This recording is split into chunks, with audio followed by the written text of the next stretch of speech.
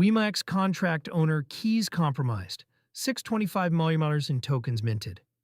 An attacker took control of owner privileges on a WEMEX smart contract and used that access to mint roughly $625 million worth of tokens that were never meant to exist, then transferred them out.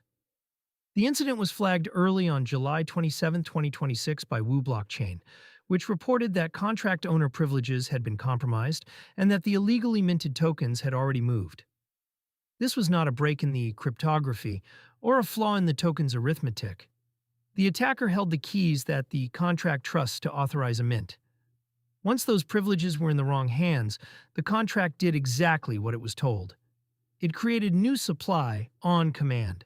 Admin keys, not math, were the failure point most people picture a smart contract exploit as an attacker finding a subtle bug in the code, a reentrancy path, or an integer overflow.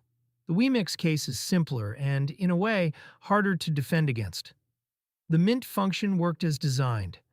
The problem was that the address permitted to call it was no longer under the project's sole control. A privileged owner or minter role is a single point of failure. If that key sits on one machine, or is shared across a small team, or is protected by weak operational security, then compromising it hands an attacker the same power the project itself holds. In this case, that power was the ability to inflate supply by 625 malners and walk the proceeds out before anyone could react. Newly minted tokens with no backing dilute every existing holder. Each unit that gets created and sold pushes down the value of the units people already own, and the attacker typically races to convert the fresh supply into something harder to claw back before exchanges, and the team can freeze or blacklist the address. A pattern that keeps repeating in 2026, privileged access and bridge control have been behind a string of losses this year. 2 Ethereum bridges were drained of $31.7 million in a single stretch, and the Veriscoin Ethereum bridge was hit again in an attack that produced $754 million in unbacked payouts.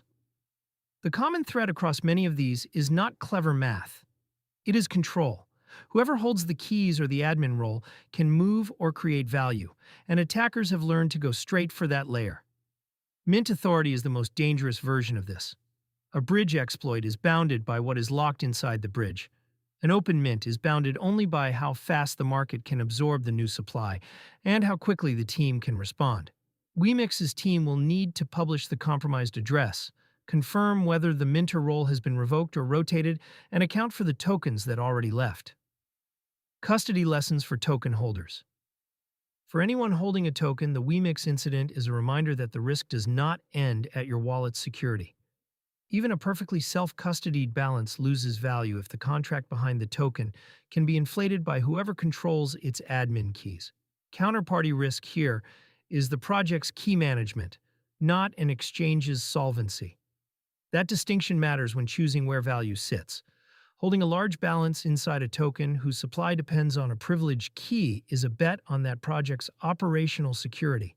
Spending designs that keep funds in your own wallet until the moment of a transaction reduce how much you leave exposed to a single admin key compromise, though they cannot protect against dilution of a token you still hold. Practical steps for holders after an event like this. Watch for an official statement confirming the scope.